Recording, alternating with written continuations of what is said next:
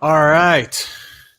I just felt felt the need to be a little extra patriotic tonight on this pretty rough day.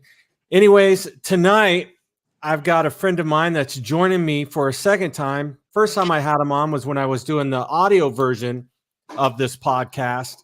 That was a few years ago. Um, if you remember back in 2015, there was a TV show on the History Channel. It was called The Legend of the Superstition Mountains. And the guest that was so kind to come on and join me tonight was actually the team leader of that show. So everybody do me a favor and please welcome Wayne Tuttle to the EarMob Podcast. Wayne, how you doing, buddy? I'm doing good. I'm sorry. I apologize to everybody because I got a really nice setup with a nice 4K camera, a really nice mic, a nice sound system, crisp, clear audio, and LED lights, and none of it is working right now. So we're stuck on the iPhone, which really is a shame. It's I don't know what it is. Technology hates me. You know what it is? I've got just a simple 1040 webcam, and I've got nice audio gear. Like I've got a Rodecaster, and I've got a nice condenser mic and everything like that. And you look great. There's something to be said for an iPhone. I mean, you look great. The iPhones are 4K, but it's just such a better picture. And plus the monitor. Yeah, it's nice to have that big screen to look at. But it is what it is, and we will suffer through it like in the Stone Age here. Right. It's just my IT tech guy that usually checks with this. My oldest son is in France right now, so I don't have anybody even go through everything. So, screw it. We'll get through it. Exactly, and I think we're going to be fine, actually. So, Wayne, where are you located? In a roundabout area. You don't have to give exactly, but Surprise, Arizona. Okay. So, I'm out in Surprise in the northwest part of the valley. People aren't familiar with that area. It's northwest of Phoenix on your way out to Wickenburg. Okay. By the White Tank Mountains. I know exactly where you're at. I remember, and I'm going to take you back a little bit. We'll start here. I remember watching your show in 2015. And I was hooked from episode number 1. I mean, I remember seeing the trailer and going, oh man, that's a great show, and my wife elbowing me going, anything that you can watch to keep you away from watching some paranormal show is good. And I've always been a history buff. So when I knew about the Superstition Mountains and the history of the Lost Dutchman Mine, just from reading books and stories on the internet. And then when your show came on, I was so stoked because part of me always wanted to go out and do something like that. I always wanted to go out prospecting or, looking for stuff out in the middle of nowhere. And I mean, to watch you guys do it was great. I've loved seeing places just out in the middle of nowhere and places that I probably will never make it there, but it's just so cool to see stuff like that. So how did that all happen? I mean, how did you start your journey towards looking for the Lost Dutchman Mine? Well, that particular journey starts when I'm like 9 or 10. 73, 74, give away my age. I don't really care. And I that year made several trips to several places, but one of them was we hiked through the Superstitions from First Water to Peralta Trailhead down past Weaver's Needle. And it just caught me. I don't know why at that age. I was, I had a pair of Converse All-Stars on, and I was just completely just looking around. It was nothing to do with the history. I knew nothing for the first year or so. And I was just kind of like, wow, this is pretty damn cool. Now, the same year I went to the Grand Canyon and went down to Phantom Ranch and backpacked out, and it didn't have the same impression upon me. So it was something I connected with. When I got done with that trip, and that summer we were taking a family trip, we went to actually Gettysburg. And before we left, before we got on the plane, there was a copy of Killer's Mountain someone gave me by Kurt Gentry. And that's the first time I read anything about the Dutchman. And I read that. And then I was like, well, we got to go back. We got to go back because I got to see these places. Because that was the big draw to me as a kid, was anything I read about, I wanted to go to the place and see where this happened. Sure. And kind of like you think you're a tourist, but it's not really a tourist site. And that was it. And as it just people kept buying me a book. And then I kept going back out. And then each time I was just more and more hooked on it. And I don't even always think it was the Dutchman early on. It was just something about those mountains. Something about you get back in there, the solitude, just something about it. And Thomas Glover, who wrote several books on the Lost Dutchman Mine. In fact, I just talked to Thomas at length today. He asked Jesse Feldman and myself about what we thought. Would we still be in the mountains? What would it be? And we both agreed that there was something. There was no romance, no history, nothing to it. We still would probably be drawn to the mountains. There's just something there. It's comfortable. It's really a comfortable spot for me, and I can't put a pin in it. I couldn't tell you what it is, but when I get there, I just feel time slow down, and I feel really good, and I just like spending time there. I feel I breathe easier. Right. And I can't wait till and ever since I was that kid, 8, 9 years old, I can't wait to go back the next trip. So. And so you've been going your entire life. You've been going back and forth to the Superstition Mountains. Yeah, it just, it was, as a kid, your baggage, because you're just going where anybody else will. You get free time. Back in the 70s, for anyone who's far younger, back then our parents would just turn us loose. Be back at lunch, be back by dinner. We didn't have a watch, and they'd set us. They didn't have no clue how dangerous it was just to turn kids loose all the time. Right. And once I got a driver's license, that was the end of that, because then I could drive. So I could, on a weekend, just go. And that became a thing of mine. And to this day, I always keep gear under a seat or something in the truck. And if the moment takes me and I just realize I got to go, I just go. It might be a hike, it might be overnight, whatever it is. But ever since then, I've always had that kind of draw. And to me, I love the history of it. I have plenty of material, obviously, in the history. I'm pretty thorough with the history. But at the same time, there's something about when I get in the mountains, it's different. And I'm not a portals, that kind of guy, but it is like I walk through something the moment I get out there, and I can just feel it, and I'm just fine. I'm just in a good place there. So yeah, it's been 50 some odd years. I don't feel that old, but it's weird to me to step back and go like, wow, I've been out there for 50 years. It seems like an awful lot of time now. Right. And it's funny, you mentioned that place where that's a place you go where you feel easy, and like it's almost like your shoulders drop and you just kind of relax, and you're very in the moment and aware of things that are going on around you when you're out there. I noticed that you've got quite a few guitars and amps behind you. I'm a drummer, so I grew up with music, but I grew up in Las Vegas, so it's a big city. So there wasn't really a place in Las Vegas or anywhere near Las Vegas that did that had that effect on me like Superstition Mountains had on you. But for me, the reason I bring up your guitars and everything is because it was almost like music did that for me. I could put on some headphones, and there's certain albums or CDs or cassettes, whatever strikes your fancy, that you listen to, that I would listen to, that kind of takes me into that place. They're almost like you almost travel in time.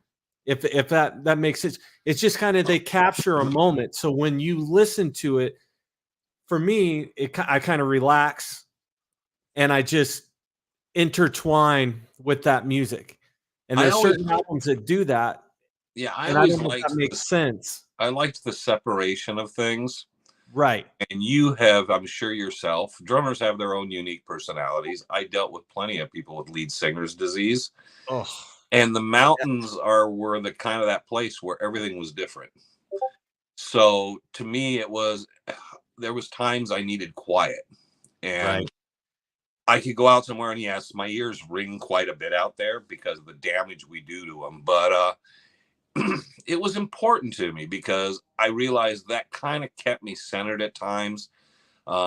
Anyone that's gone through working anything in the music business will tell you it's kind of like television.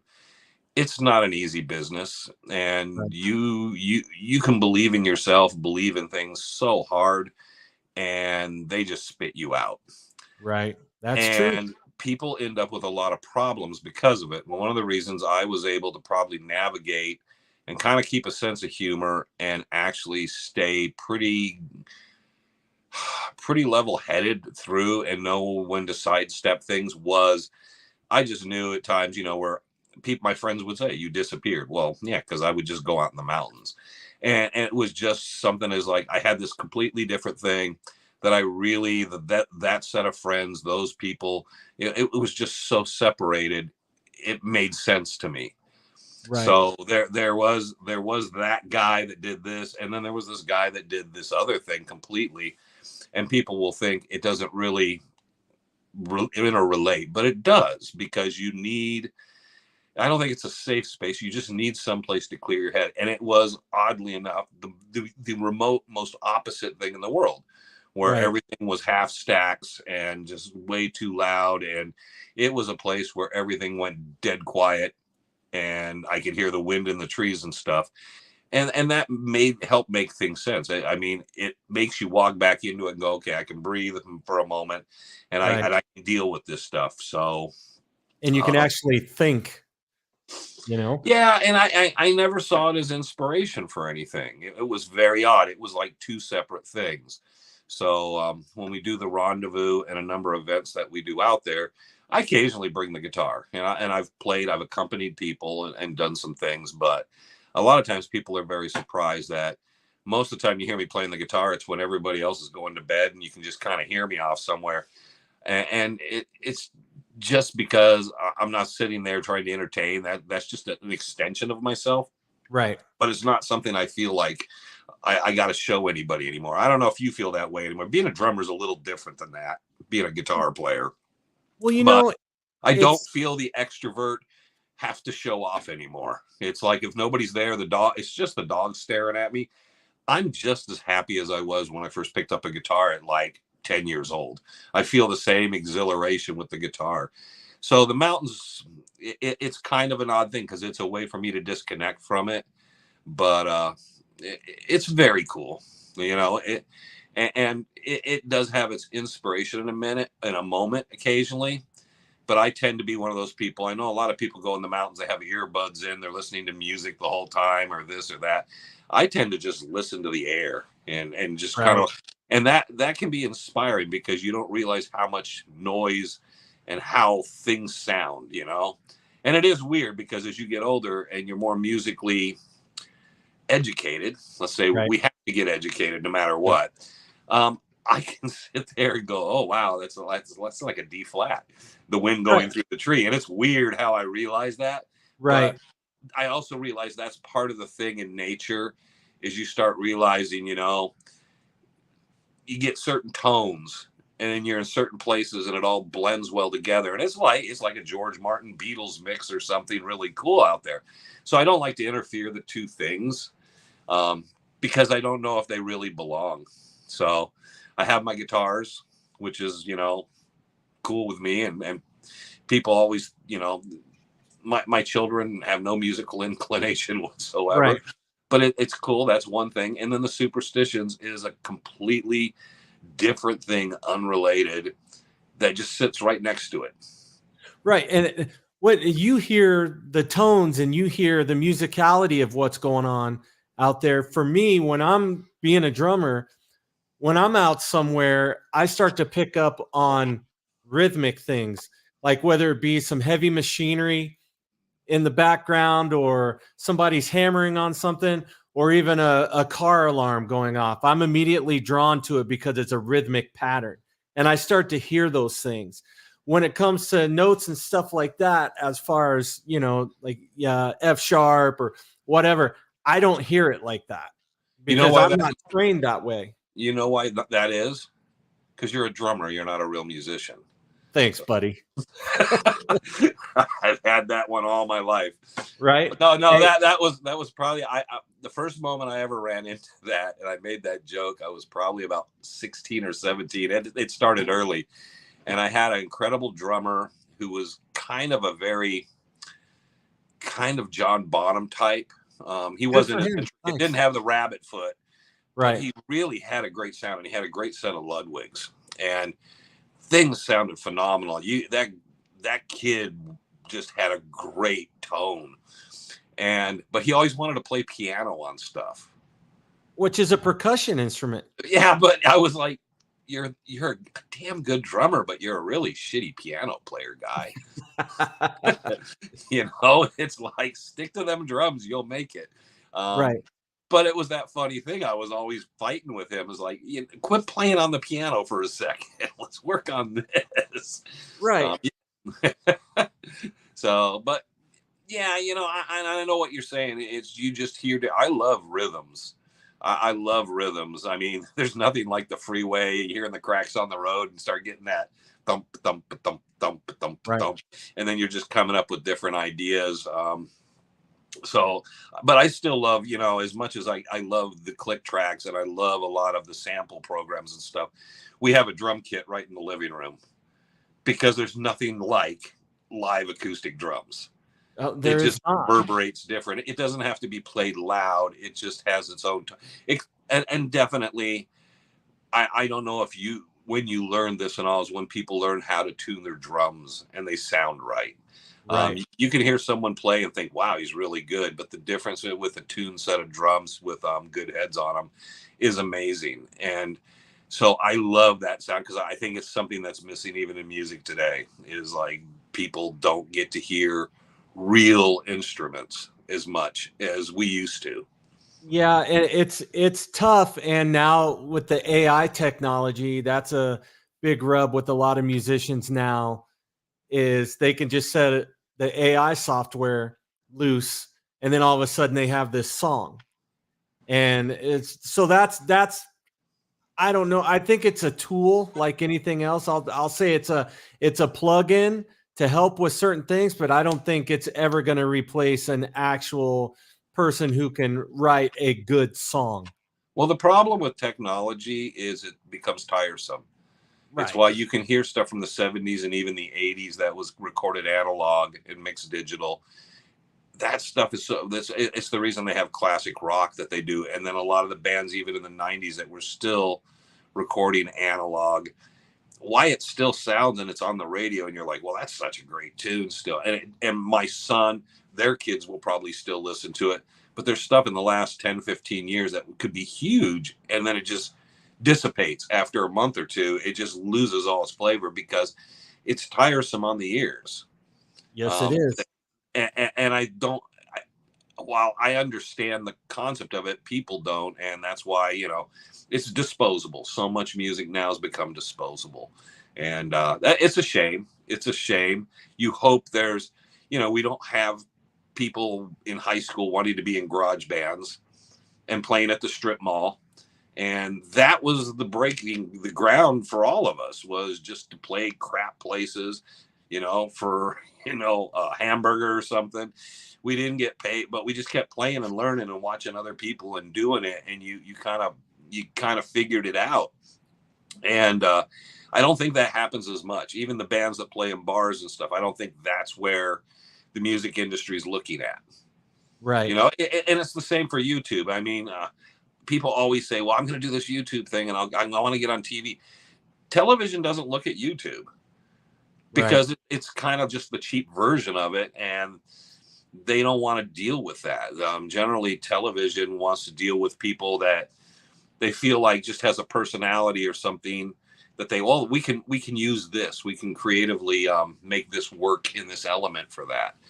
So it's unfortunately, we're a dying breed, dude. Right. So you're bringing up television. So how did that all come into play? I mean, you're out there and you're living your life going back and forth into the Superstition Mountains. And then you have a TV show. How did you cross that bridge? How was that presented to you? Good catch and great segue.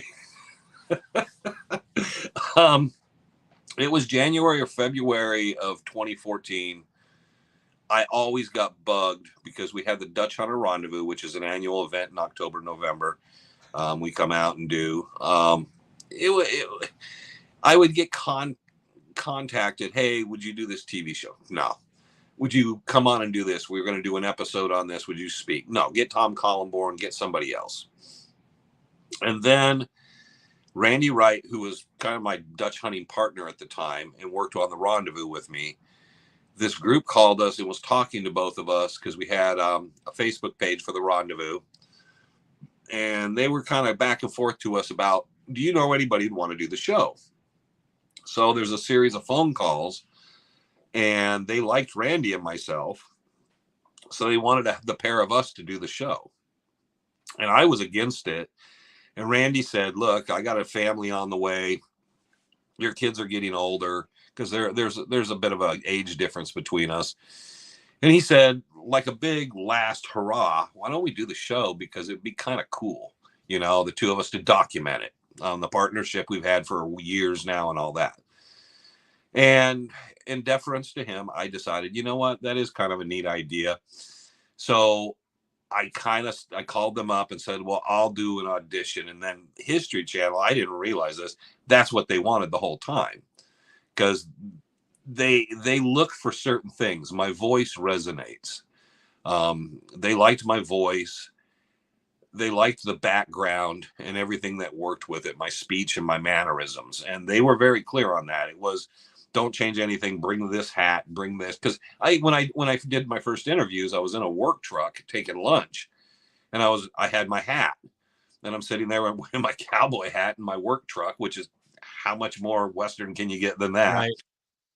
And they just kind of looked at it all as like, okay, that's the guy we want. And they needed someone with a Dutch hunting background. They do want to be creative and bring people in because he sounds good, he looks right. But I had the one thing they really needed to work, because they have writers and everything and producers. I had a background where I could help steer them and bring them in information. Plus, I could get them in locations. The ranchers, a lot of people did not want any of this. But because I was on good terms with everybody, we can get people to come on and do the show. We can show up and use these sites for free or even a nominal payment. But it made it a lot easier for them to break the ice with everybody. So it was kind of that. I wasn't sure. Then Randy bailed out, and I was left alone.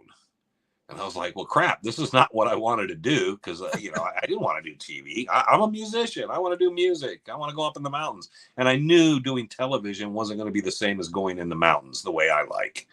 Right. And because of the very beginning, they're telling me, well, you can't do that. Why? Because nobody will believe on TV that you wear tennis shoes in the mountains. I've been wearing tennis shoes for 50 years in the mountains. But they said, you got to wear hiking boots. Why? Well, don't show my feet, it's like, but they wanted it to be what they thought the American people or what the audience would believe. Right. And I was like, okay, whatever. So they keep changing things. So I knew that would happen. So I was very hesitant, but then there's a certain point where you sign something, and I had signed with the production company and A&E, who owns History Channel. And I didn't realize I was kind of in deep enough that it was going to be a pain in the butt to get out. So I just said, you know what, let's just make sure work's good with it. And then I'll do 6 weeks and I'll be out of here. And it'll be an experience. And then I found, oddly enough, as soon as I got first week, wow, this is exactly like the music business was in the 80s. Wow, this really sucks. It's right. Like, oh, man. It's different. And I will put it this way. They treated me really well for the most part. They treated me very, very. I walked in a nobody from nowhere. I know I knew Lost Dutchman stuff, but, it's a brand new program. There really hadn't been a Lost Dutchman television show. And I walk in, they give me this big suite with a jacuzzi in the room and a fireplace and a big, huge king-size bed. And I gave that all up. I gave it to one of the cameramen. And I took a smaller room because I said, I just need a smaller room. I don't need all this. I mean, it's July. We started filming in July. Who wants to have a fireplace going and sit in the jacuzzi in July? Especially in Arizona, in the desert. Yeah, I said, I just want a smaller room because a smaller room would be colder when I turn the thermostat down. And I said, I just want, and the funny thing was the suite had a very small shower. There was this giant shower with a bench and a heating lamp in the small room, which I loved because after you're in the mountains and you're hurting and stuff, as you get older, it was so nice to just sit on that bench and just run that heat and kind of let yourself relax and then just fall asleep. So, but they treated me really good. I can't complain about that. And they paid well for what it is. You're not going to be a millionaire, but I found it really kind of like it's very manipulative and you have no control of the edit or the story. You're filming. Well, initially it was 6 weeks. We probably filmed for about 7-8 weeks total because we do pickups, but there was 6 weeks and it's 10-12 hours a day, 7 days a week. So you can imagine how much film there is that nobody's ever seen. It's just, and there's 3-4 cameras constantly going on something. And it was overwhelming. So when I see the show, I will talk about things and people will say, what are you talking about? Because that's what I remember of the show, what I lived in continuity. And the show that you see is very different. It's very clipped. It's not even highlights at times. It's just certain things that happened or we did it during periods.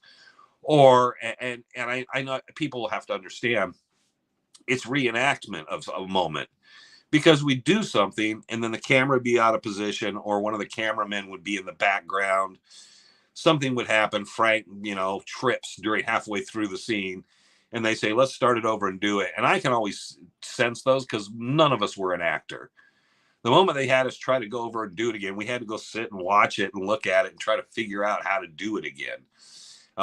So it was difficult in a way. It was a fun experience. I mean, I was people always say I have a pretty good sense of humor. Eric DeLille, who was on the show with me, told me after the show that he didn't know I had a sense of humor. Because during the show, I was pretty angry sometimes because of their treatment of the other guys. And what I saw is waste of time. I mean, when they film, you spend probably 80% of your time just standing there. Right. Doing nothing. We don't have trailers. We're in the middle of the desert. It's 110 degrees. So you can imagine how miserable that is. As I'm sitting there in a black hat, just dying in the sun, like we need to move this. And it was just, I didn't understand how they waste so much money because it's indecisiveness. Everybody's trying to talk what they want to do. They want this angle. They need to send a guy up this mountain. No, they need him over on that mountain. And you're just standing there looking around like whatever. Too many roosters in the hen house. But now there's 2-3 producers and there's executive producers that come in and out. One of the last things I filmed was in California on pickups, and they brought in a notebook that had to be 4 inches thick of pages. And what it was the revisions of what they wanted me to say for History Channel, for A&E, for the production company, and for each individual producer.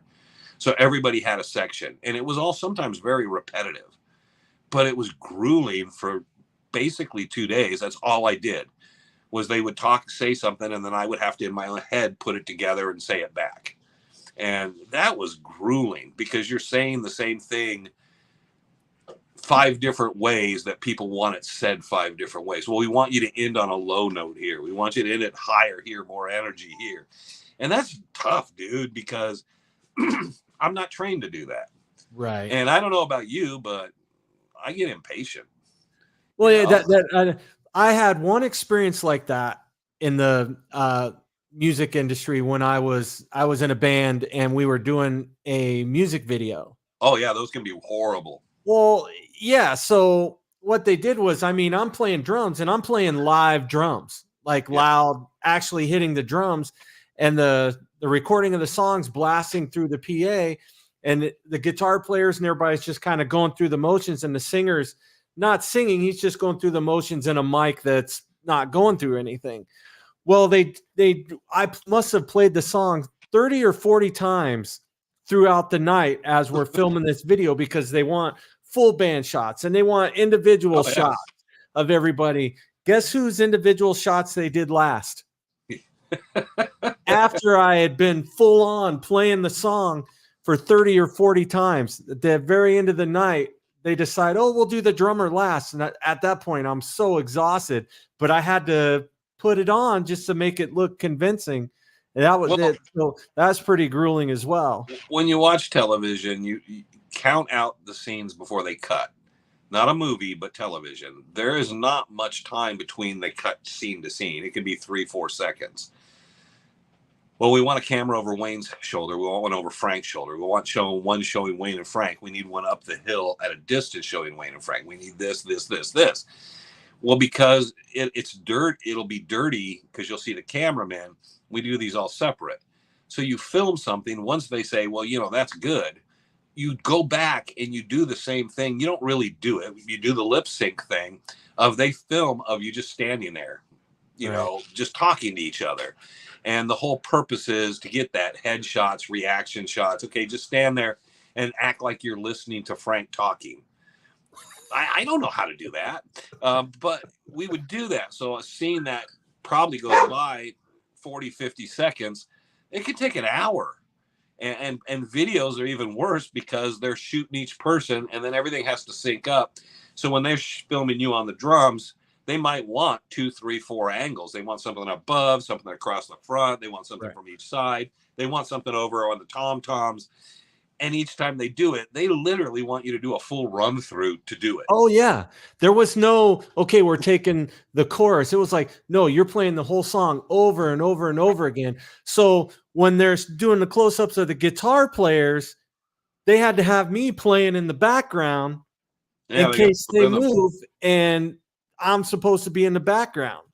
So, yeah, I was stuck. They would run through that song 5 or 6 times with just one guitar player and me in the background. Oh, no. And I don't think people, because a video shoot for a 3-4 minute song can take 2-3 days. Right. And people don't understand. There's a lot of waiting around, stop, go back. They don't stop you. They don't get a full take. It's just piecemeal everything together. And it blows your mind how much they have and what turns out, how they do that. Now, my son edits film and he syncs stuff up and it looks great and it sounds great. I don't know if I'd ever have the patience to do that because it's so right on the, it has to be right. Just because if it's off by, what is it, 1/10 of a second, you can tell. Right. I mean, it's really obvious. So when you watch it and everything we do when we film the videos, the audio is separate from the video. We film and we do the audio separate, and then the audio is synced up to everything. And we don't use clapboards even. He does it by eye, watching and my mannerisms. Wow. And it's so, but when they do that stuff, that's why they do it. So when people see that stuff, there's a reason that stuff costs a lot of money. Because there's a lot of time and a lot of wasted motion. They just don't film you. I think the day and age of just bands going, but it's so funny because I know it's kind of out of context, but Eric Clapton, the Unplugged live album, I think he just played one night or 2 nights. It's just basically he had a live audience. It was a selective. It wasn't a tour situation. But I think he just played 2 nights. They rolled the tape and rolled the cameras, and they never went back and fixed anything. And that thing sold like 15 million albums. Right. I mean, it showed it still works. You can still just do it without trying to fix everything, and it really works well, and people will like it. But, there are control freaks in every aspect of our lives and in our business all the time. So, okay. Except when you're in the mountains.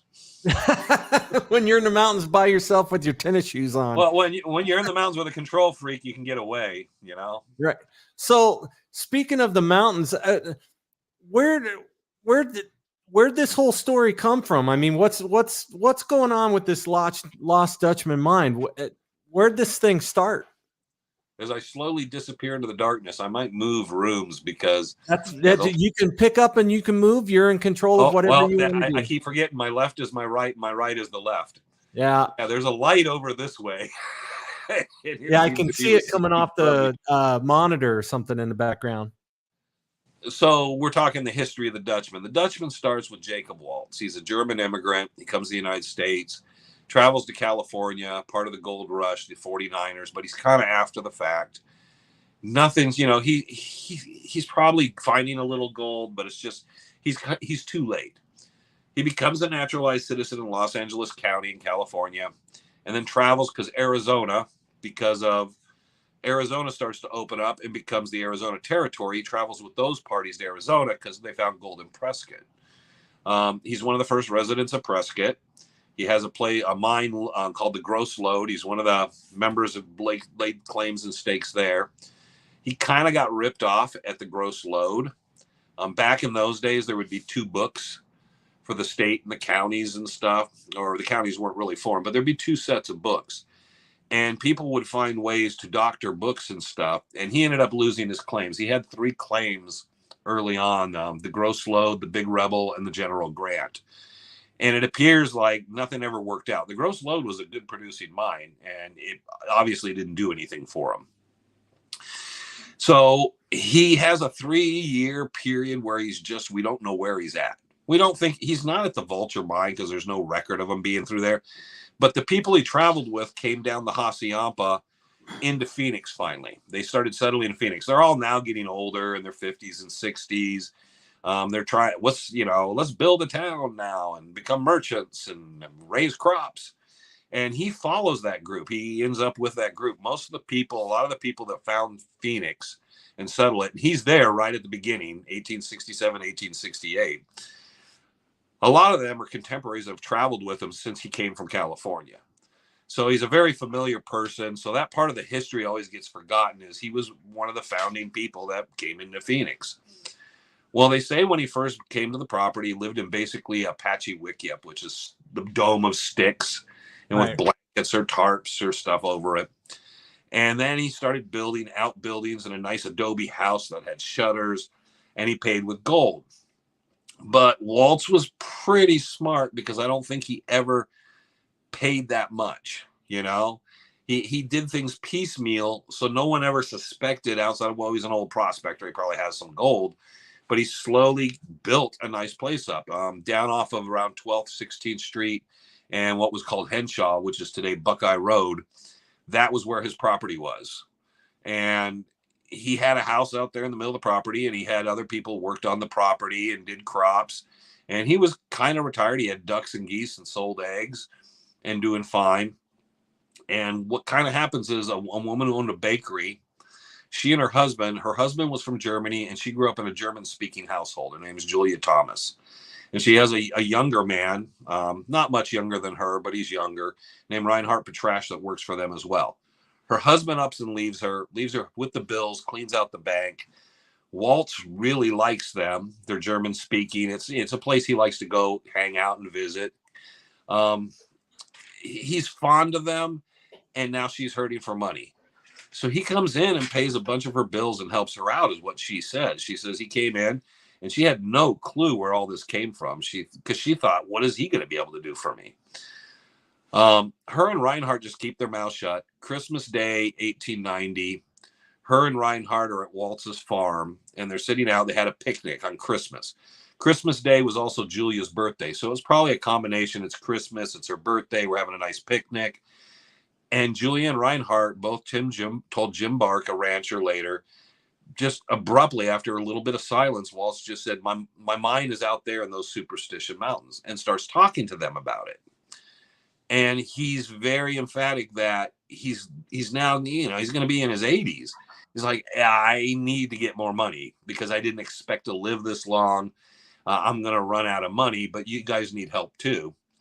So Reinhardt thinks they're going to go to this mine, but Waltz tells him, no, I want to go to where I have a big stash of ore that's very rich in gold up there. We'll go there, retrieve that. I'll show you where the mine is and stuff, but we're just going to retrieve that. That's good enough for us right now. If you want to do something with the mine later, that's up to you. So they make plans to do it. It's December. They figure in March or April sometime they'll do it when the weather clears, the cold weather clears out. And in February is when we have what's called the Great Flood of Phoenix. And Walt's lived down by the Salt River by what's called the Dutchman's Ditch. And that ditch overflowed and took out his adobe house. Oh, wow. Julia hadn't heard from Waltz for a day or two, hadn't heard anything about him. So she sent Reinhardt out to go out and check and see if you can find out what happened to him, where he went. Reinhardt goes out. It's about waist deep in water. He wanders out down by there, finds Waltz up on the wall by a tree. He's been sitting there for 2 days in the storms. So Reinhardt carries him back up to Henshaw, Buckeye Road, gets a guy in a wagon passing by to take him, puts him in the wagon, and sends him back in town. Julia cares for him. Waltz lives from February till October. He gets better, he gets worse, but the problem is probably he's just older, it's respiratory.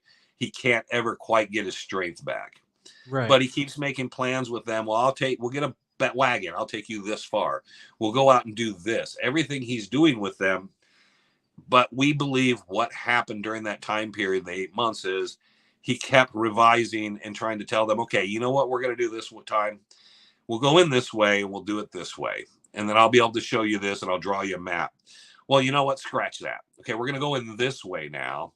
And what we're going to do, we think he gave them so much information, so many variations, that by the time, because they're busy, she has a business, Reinhardt's working, Waltz is sick, and most of the time he spoke in German only.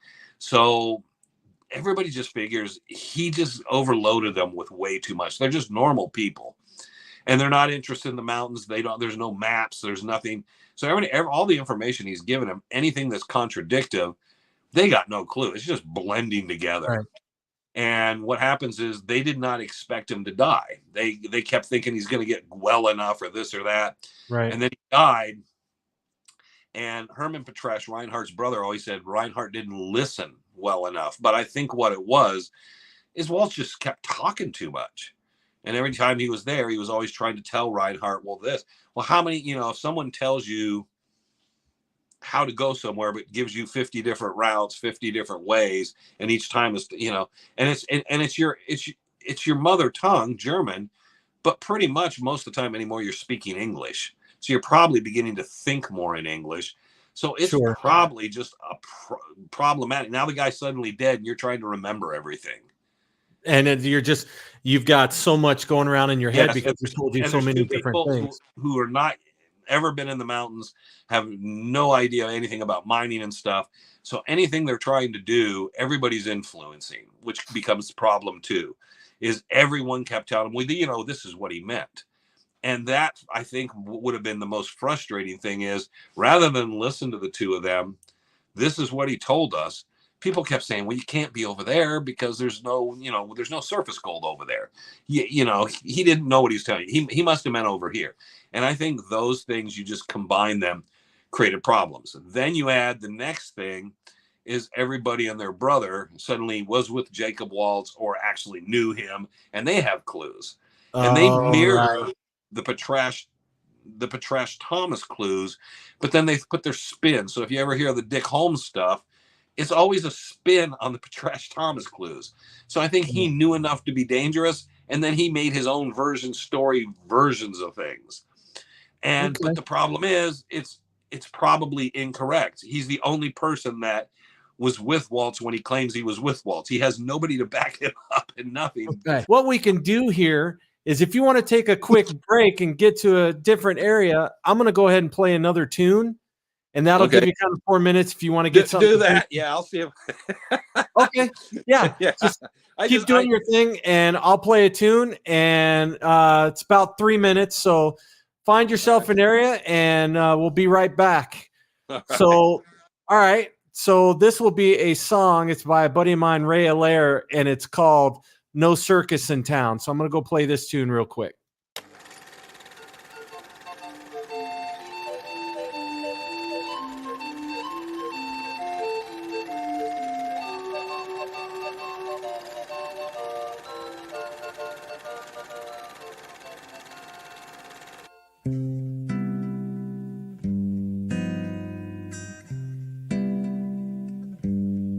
Well, they packed up their tents and cleared out the park, and they left you to dance alone in the dark.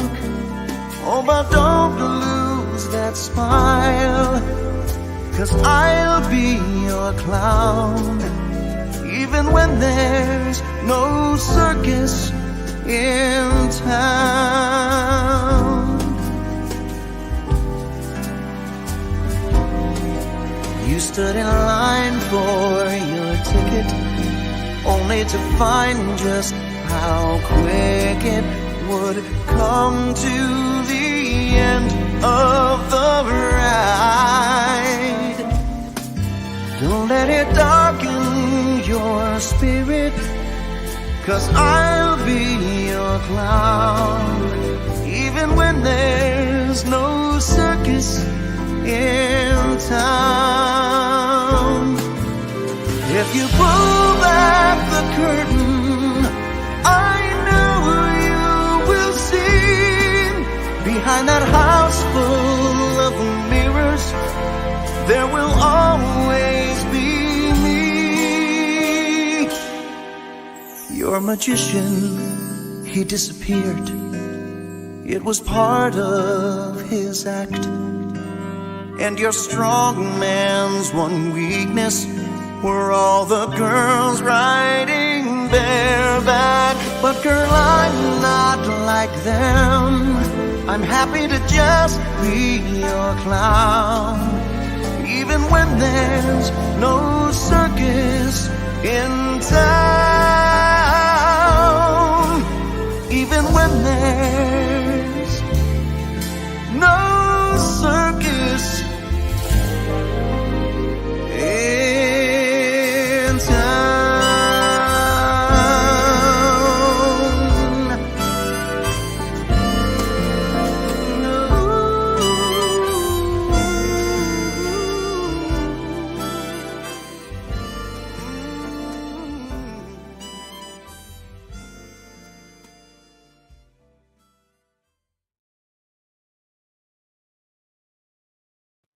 Man, what a great tune. I absolutely love that tune.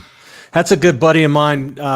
Never played in a band with him in Vegas, but I've seen him perform numerous times. And now he moved to, after COVID hit, he moved to Bulgaria with his girlfriend, who's now, I believe, his wife. So quite a change. He moved from the USA to Bulgaria. So that's a jump. Las yeah, Vegas, a little bit. Bulgaria. A little bit. There's some frequent flyer miles going on there. It sounds like he's hiding from something. Maybe. So he's hiding from how screwed up this country is currently. I don't know. You know, my son goes to Europe and he says it feels like home still here. Right. We take for granted so much of what we're able to do. We don't realize how bad things are even in other civilized countries. What we consider like something parallel to the United States. And he said, you know, the big difference between Europe and here is it just feels older. He said it's hard to explain that, but he says Spain, France, Portugal, everything feels older. But he said, other than that, it's, you know, he made the reference, Spain is very much like being in Tucson. He said it just feels very similar, the cuisines and stuff. So it's, you know, I would never say it's better to go somewhere else. I mean, technically, to be honest with you, Arizona to me is the best state there is. I mean, outside of a few months of heat, the rest of the time it's just beautiful out here, and we have no tornadoes. Well, yeah. You don't want to move to Oklahoma or Texas. Currently. No. We got mountains. We got rivers. We got lakes. I mean, if you want buffalo, you want elk, it's here. It's just about everything. And Arizona's just got about everything. You want 10 feet of snow during the winter, go to Flagstaff. If you want a nice, dry, cool winter without having to worry about wearing jackets all the time, move down to Phoenix or Tucson. So, and anytime you want to get the other part of the climate, it just takes 90 minutes in a car or truck and you're there. So it's really nice. But yeah, I caught the tail end of the song. I didn't at first I thought I was muted on everything. and didn't. And then I realized, oh, there's a little thing I can push here and hear the song. So I just got the very tail end. Well, I'll send you the link to it so you can check it out online if you want to. It's on YouTube. So the one thing you mentioned, Arizona has everything, but the one thing that it doesn't happen to have is exact location of the Lost Dutchman Mine, or the exact directions on how to find it. However, probably 1,500 people have found it. They just somehow forget to produce the gold. So do you think it's tapped out? The people that have found it maybe tapped out? It's the most found place in so many different places. I have people all the time telling me that I found it. I figured it out. Okay, tell me where it's at. I'll be honest. I'll share it with you. I'll guide you in. But then they pick most ridiculous, don't pick a spot I've been to where I know it isn't. That's the number one thing, because you're telling me, oh, it's here. And then everybody does Google Earth, because, Google Earth can't be wrong. And it's like, no, it's not very accurate. Aerial photography is pretty good, but it doesn't give you much of a close-up. But people have to understand there's been hundreds, if not over 1,000 mines dug in the Superstitions. The Spanish were there. The Mexicans were there. You have all your Anglo miners for the last 150 years. All of that means there's a lot of pits and tunnels and stuff all over the place, left with tools and stuff. And these guys have found gold in some of them. But the problem is every hole you find doesn't mean it's the Lost Dutchman. So there's particulars of it, but no one ever comes up with the fact that Walt said there was plenty of gold still in there. And he never mentions silver. He mentions it's in an 18-inch wide seam. It's a vein of 18 inches. It's locked in hematite. And it's in quartz. And it's like popcorn kernels running through the quartz. And he said you could literally pick it off. It was very easy to pick off and so forth. Everything I've ever seen, everybody that says they found it, it doesn't resemble that very well. And my thing is, why would he lie about something like that? It's a pit mine. It's a funnel-shaped pit. And he always made sure that it was this. He always made sure he let Julia and Reinhardt know it was unusual, because it was a funnel-shaped pit in an arroyo, so it's on a slope, but it's a funnel. And he said as it went in, it leveled out. So you would get this, it comes down and then kind of starts to level out, and then it ended. And people get in, and I don't know how many people have found it, but it's a vertical shaft now. And it's like, no, it has to match. There's no reason those things he would have lied, because he wasn't giving away the location. It's information that describes exactly what he was dealing with, what he was working. There's no dump. He made it very clear that the miners before him, and he continued the same thing, is dumped everything that was loose down the hill, over the hill. So there was no mine dump, nothing left it there. And he took everything back to his camp to process. So, and he said the very particular thing, he said there's nothing there that would make a miner think there should be a mine there, which meant there's nothing surface or anything about the area that would make you think it's conducive to a mine. At the same time, no cowboy can make it there. So they wouldn't be able to ride up on it. Well, the first thing that tells you is it was probably originally a surface deposit, that when it was found, it was unusual. And then Walt said there were 2 holes they dug, but they abandoned one, which meant they probably had 2 surface deposits, started both, and then found one ran rich into the ground, the other one they abandoned. So you get a good description of what you're looking at, but people always twist and turn it. And I always say, I'm one of those guys that says, if he told 2 people that he was on good relations, and we know he was on good relations with Julia Thomas and Reinhardt Petrash, because the main thing is he's buried next to Reinhardt's brother in the cemetery. If he didn't know them, if they didn't know nothing, if he never told them anything, they wouldn't have taken care of him, built a pine box for him, buried him next to Reinhardt's brother. And so the connectivity's there. So there's no reason he would have lied to them. They may not have understood the instructions. They may not have understood how to get to the camp.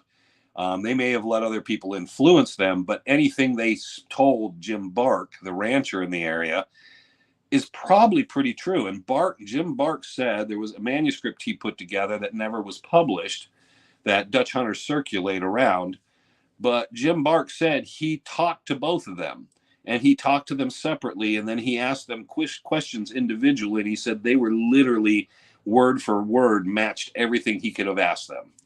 So he said they weren't that educated, they weren't simpletons, but he said there's no way they would have been that close on all the time unless that's just what they heard. And he didn't lead them on. So we know that information's pretty good. And then what happens is each author, you have to remember, anybody writes a book, one of my, and a lot of my friends are authors, but they're writing a book to get you to buy the book to entertain you. They're going to put their opinion in there. They're going to do things to get you thinking about things, to get you to read the book, buy the book, and continue to read the book and buy the next book they might write. Because it appears anybody who writes a Lost Dutchman book likes to write another Lost Dutchman book. And another one. And the problem is that they're just writing that partially. It's a vanity project because they're only going to sell, a couple thousand maybe. But the other problem is they're doing it because they're just kind of talking to their peers of this is what I think. And there's nobody that does really a really nice, just historical, I'm going to sit on the fence and explain everything here kind of book. And it's hard because the problem is nobody's going to buy it because it's dry. Nobody buys textbooks unless they go to college. So that limits. So when I started the videos and doing YouTube, I figured I can story tell. I can tell stories and talk about personal experiences, other people's experiences about the history, make it entertaining, but stick to the truth. And I don't know how much of them of you watch, but I am notorious for making fun of things that are just stupid or goofy or outright silly. And I don't care if it bothers some people, but my point is, we want to always stick to the truth. If I wanted to do a fictional YouTube series, that would be fun. I could make up stories, but I really wanted to do something where I told my truth, the history I learned, and then what other people's stories were. And other people tell me stories, and you can tell at times I don't believe it, but I still thought, let's put the best honest foot forward. And when there's a story that's absolutely full of crap, well, we should all call it on it, I mean, sure. There's a certain point. It's like, I don't really know about this. I've been in the Superstition Mountains for 50 years. I have not seen the UFO base yet. I've not seen the reptile creatures walking around. There's a lot of things that people swear by in the stories. I've been out there by myself with other people. I've spent weeks out there. I've not seen this. How is it I missed it? Greg Davis, who runs the archives for the museum, has been out there almost as long, probably a little longer than I have. But Greg spent all his time out. He also was a pilot, and he's never seen things. And I always tell people, Tom Collenborn, all these guys that spent so much clay work, if we don't see that stuff, how is this one guy that spent one time in the mountains finding it on a common trailhead? It just seems weird. So I think in that moment, it's like, okay, it's entertaining, but we got to kind of poke at it a little because people, I had a guy walk up to me one day and, I told a story about a guy that said he thought he saw a Bigfoot down there. And I kind of made fun of it of like, I don't know how it was like possible. There has been a couple bears in the mountains, but that's hard, even for a bear. He has to be deep in the canyons, a lot of water, a lot of vegetation. I'm like, I'm not sure about this whole Bigfoot thing. This guy comes back to me the next day and says, well, I saw the whole family, including the two younger ones. They crossed the road. And I'm like, where is this possibly? Take me there. I mean, prove me wrong, but I think you just made that up because you heard me say it in a video. And the day later, you're like, nope, I ran into the Bigfoot family. It's like, what? Well, you know how that works is somebody that's actually out there looking for Bigfoot's never going to see one. But it's just a guy that's just kind of walking along a trail one day, and all of a sudden the whole family crosses in front of him. But see, I have several stories of things I can't explain. There are several things, and one of them was up by the Mogollon Rim, more by Strawberry and Pine, but it was something I could not explain, and it was very different. And I tell this story, and I tell people I can't explain it. I don't think it's a Bigfoot. I don't know what the hell I saw. but it was completely odd. And to this day, I can close my eyes and I can picture it in my head. So it obviously resonated with me all this time. And I was probably maybe 19 or 20 when I saw it. So those things do happen that you just can't scientifically explain. There are things that'll happen. But a lot of the time it's like, come on, let's it's good to have stories. It's campfire stories are one thing, and I can tell a good one. But there's also a point where you don't want to scare people off. It gets to that point. Everybody's like the superstitions. You're going to go in there and you're going to die, and your head's going to be cut off, and you're going to be this and that. People die back there. People kill people back there. That is true because there's bad people in the world. But there's no alien technology doing that. It's just bad people that have a mindset that think people can be very funny about gold, and they can think they know where it's at and you're too close, and they think you're a threat. And because they're back in there, they figure nobody's going to know. And you take that particular person who's just got that edge about them. Next thing you know is you're gone. And usually most of those people that happens to, most of the time they're not found. They just disappear. Sure. But, it does happen. But, and it does happen during certain times. When we did, I did a live thing. I still do a live on Fridays. But I used to do it in my truck. I always thought that was fun, to do a podcast sitting in your pickup truck. And I did one where I talked about all the deaths in the Superstition. So I cataloged them all and went through them. And I thought it was always going to be the 20s, 30s, 40s, 50s, maybe the 60s would be, I'd find this big, all these deaths. It surprised me that it picked up in the 70s, 80s, and then the 80s and 90s there was more deaths than any other time. So I was very surprised that there was more modern deaths and things happening than there had been in the past. The past was actually far quieter. But then again, you didn't have the media coverage. So how many people went in the mountains and just disappeared and nobody even knew they went in there? Yeah. And I mean, with I guess with the 80s and 90s, with it picking up, one theory could be that the mountains are a little more accessible now too. I mean, they're tough to get in there, but more people know about it. So they go out there and somebody says something wrong. And the next thing you know, that person's laying in a shallow grave. And if nobody knows to look for them out there, they're never going to find them. I think what happened, it was the end of the heyday of the Wild West. I think the mining closure had happened around 1980. I think the guys that had been out there in the 60s and 70s were getting squirrely. They realized they couldn't do much about it. And they'd been drinking themselves and thinking about it to the point of excess. And I think during that time period, they just got unhinged. And I think a lot of stuff happened because of that.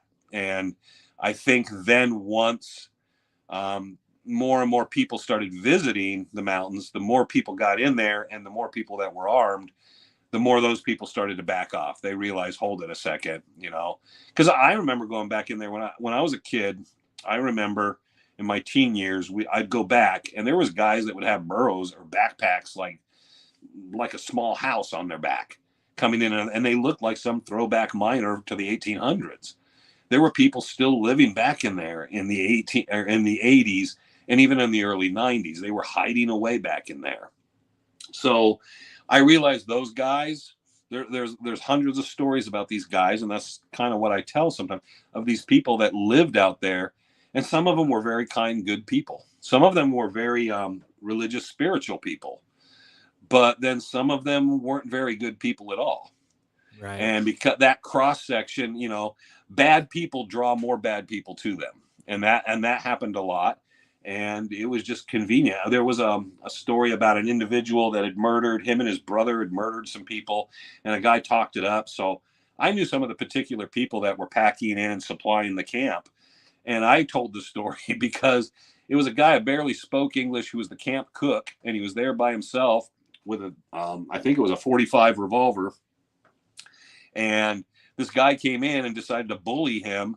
And he didn't know what the guy was talking about. And he started shooting the gun wildly and killed the guy. And he was deported because he was illegal, but he never went to jail for it. because it was self-defense, because he had no clue. This guy's pulling a gun and he realized this guy's going to kill me. Nobody's here. Now that story got turned into this whole murder cover-up story. And then the people that were there said, nah, he was a nice guy. He wouldn't hurt a flea. He was so scared. They said in the camp cook shack, you could see the holes when he was shooting the gun. It kept rising. And they said after he shot the guy twice, the last bullets were going up in the air through the canvas over him. So they said, no, he was a good guy. Where did all this other stuff come from? He didn't murder people. He was the cook, So right. So it's nice to tell that story because the truth is just as interesting.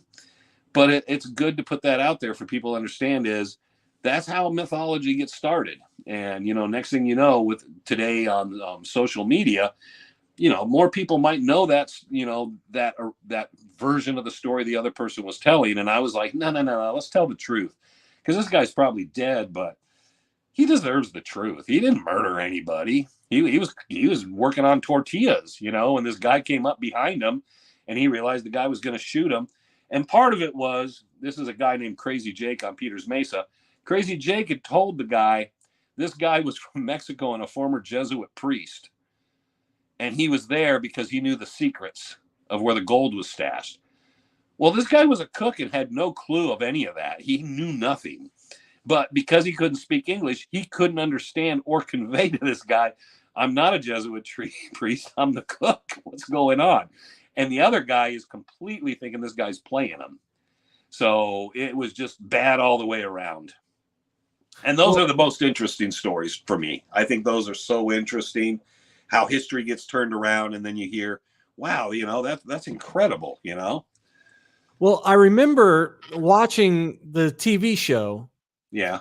And I believe through the story arc of the TV show that the Jesuits played some sort of role in the back history of the Dutchman Mine and the legend of the Superstition Mountains. Am I incorrect on that? Or my belief moving forward, because at the time I was more far on Bob Corbett, who was the former state attorney general, and a lot of people like him. I believed it was Spanish and Mexican miners. I would never close the door on the Jesuit stuff, but the more I explored the Jesuit stuff, the less I believed the Jesuits would have been involved. Tom Collenborn's statement to me, Frank, everybody always was, if the Jesuits would have stepped in the superstitions, the Apaches would have strung them up, cut their foreheads, and let them bleed out. They wouldn't have got very far. So that was kind of like, you have people that want to believe that. They went to run with that. I kind of did my due diligence afterwards, kind of looking at it further and further, spending a lot of times talking to people, going down to some of the missions, looking at different routes, and going through the mountains. There are people who have claimed to find Spanish armor. I know there's been timbers that have been found pre-Arizona Territory time. Now, you got to remember, Mexican mining would have only happened for a 30, 40-year period because it was Spain, and then it became Mexico independent, but then the United States ended up with Arizona within 30 or 40 years. So there's a very short period of time. While we kind of think of it as Mexico, it wasn't. It was mainly Spain and the U.S. Has a very short history as part of Mexico. So I looked at that and said, okay, I can find evidence of those things because there's mining styles. There's things you can find. You can go back to the indigenous people. I've never seen anything at this point, the more better educated I can't become, of anything that lends me to believe there were Jesuits in the mountains. If they were, it was like they knew where their something was and they buried something and they left. But there's no telltale clues. People will say, oh, there's a tortoise rock, there's this, that. It's a rock that looks like a turtle, and you can find 1,001 of them. I can show you rocks that look like stuff that mean nothing more than there's a lot of rocks. And if there's billions of rocks, guess what? You're going to find stuff that looks like stuff. So I don't think they buried treasure all over the place. Some of these guys get so outlandish on the buried treasure stuff, is it gets so complicated. Why would you complicate it and make it so difficult that nobody could ever figure out or find it again? Well, especially the Jesuits today, they have no clue. Right. And it always goes, when it comes to buried treasure, they've got Jesse James, buried treasure somewhere. They've got, all of this crazy buried treasure, Oak Island, and all these shows. I'm going to show you something. See over here, all these filing cabinets and those boxes. Right. And there's another one behind me here, and they're all over this garage. Those are all treasure hunting files. There's tens of thousands of them. Oh boy. And I would say 80 to 85% of it's garbage. Sure. It's good stories. They're good stories. They're about people that heard things. There's facts to the stories, but it doesn't quite play out. You're probably never going to find anything. But there is 10, 15, 20% maybe. They're actual things. And I try to go through and find those and follow up information and history on them. But generally, there's waybills and stuff. And there were records, and people were left with those records and where they're at. The one I just did recently with Tumakakori was, a priest came out. I think he was Jesuit or Franciscan, but anyways, he came out and just wanted to locate a wooden box. And the whole story's built really about the wooden box because it had documents and records in it.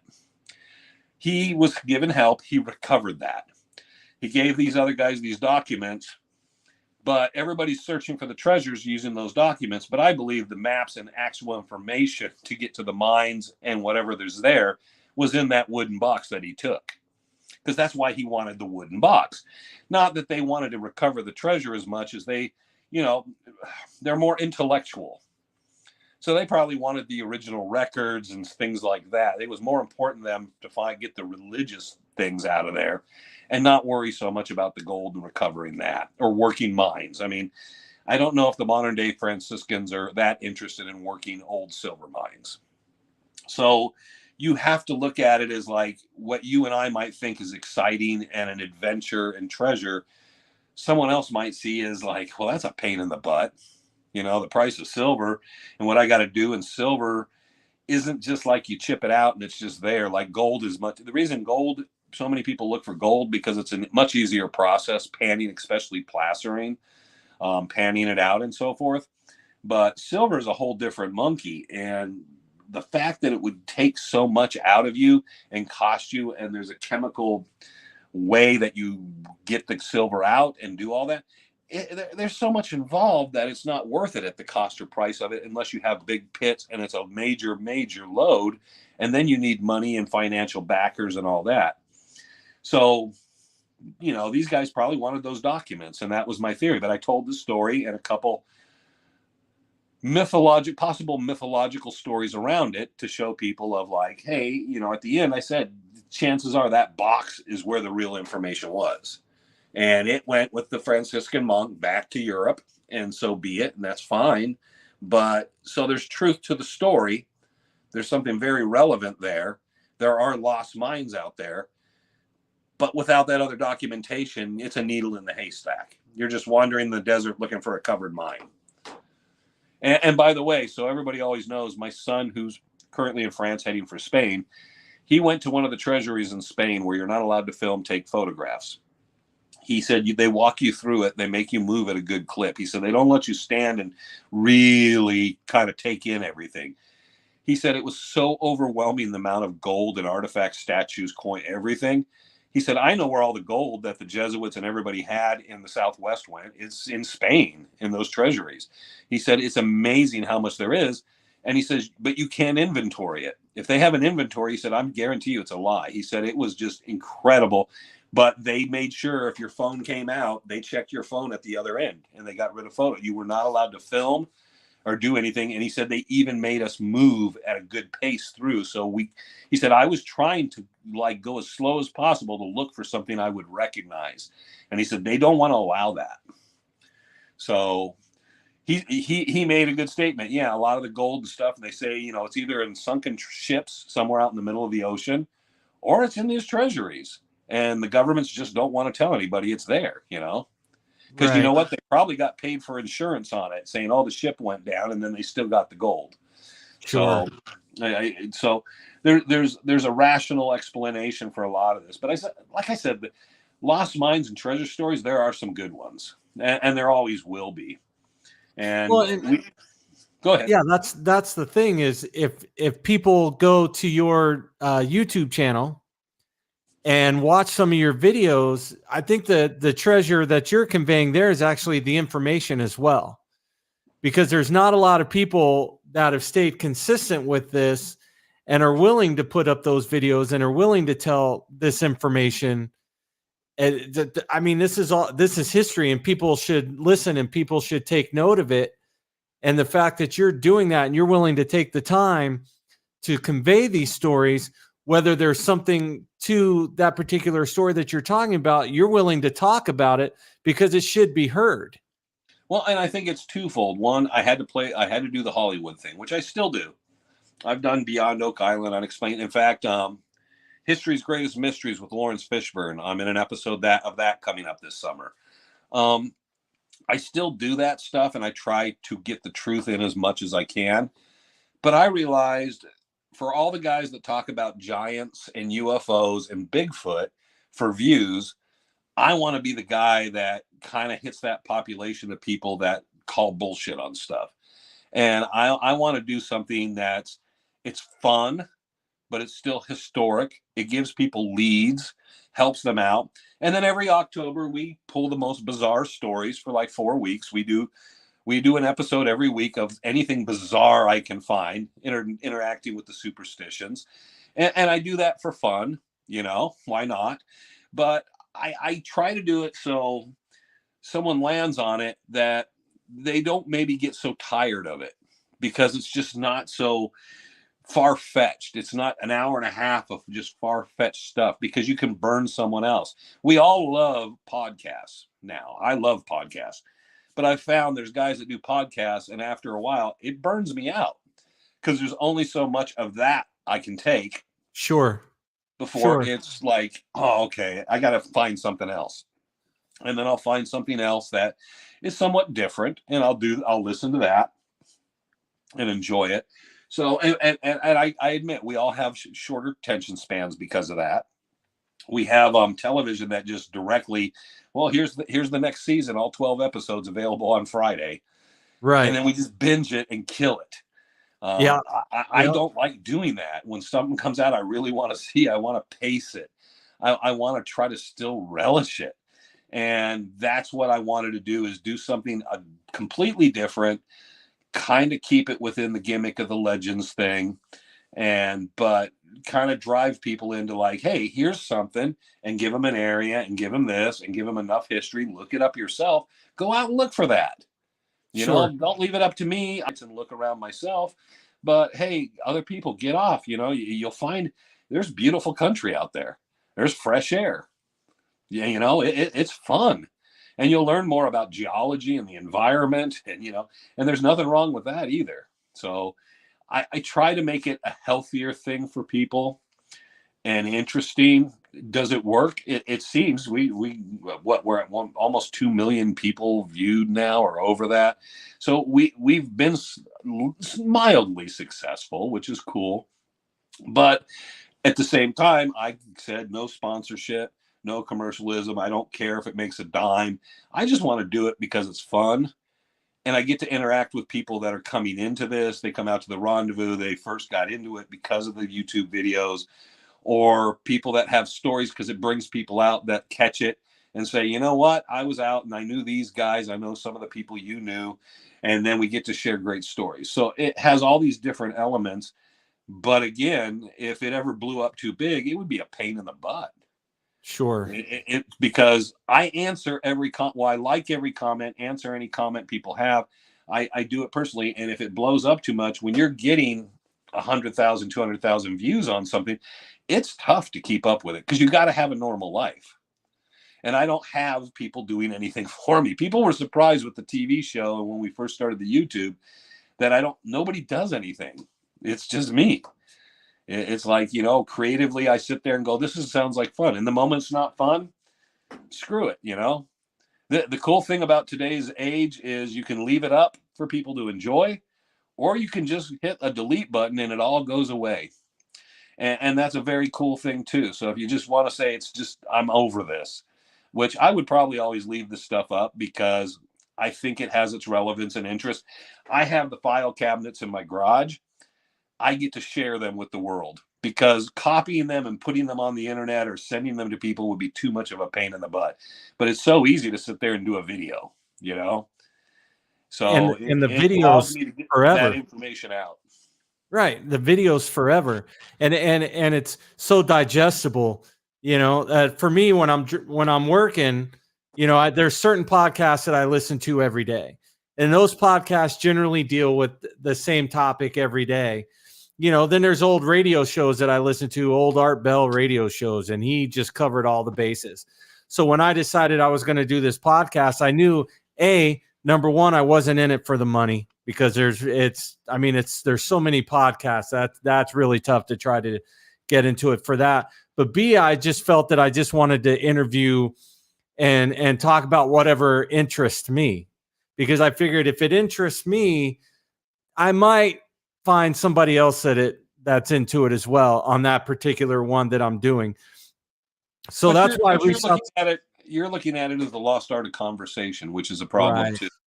COVID whacked us even more, but we have a generation of people. I have a lot of younger people that work for me, and they don't know how to be conversationalists. And they're amazed at all the stuff I know. And I'm like, I read books, I talk to people, I learn things. Right. But it's my oldest son is very much the same. But it is becoming, it shouldn't be, because everybody was, you know, come over to our house, we're going to play some music and have some drinks, and everybody just stand around and talk. You know, that's the 50s, 60s, even the 70s, play cards, and that's gone. It changed so much. But a conversation it doesn't matter. We're just having fun. We're talking. We might laugh. We might get real serious. We might figure something out. We might give each other something to think about. And that's always healthy. And I've done a little of that. I try to, you know, I don't know about you, but for me, I just decided early on, as offensive as a person I can be, I'm king of the F-bombs. I really wanted to do something where a kid could watch it. I watched my language. There was no politics. There's no religion. It's just straightforward. Just anybody can watch.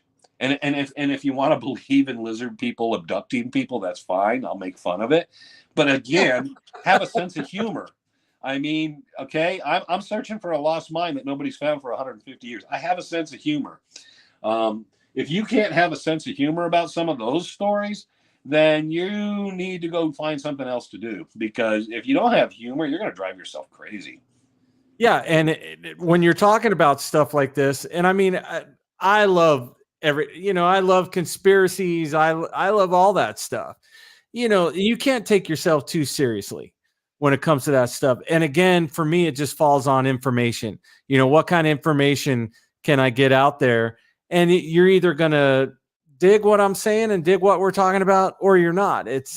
But always remember, a conspiracy is a real thing. Conspiracy theory is a completely different subject matter. Exactly.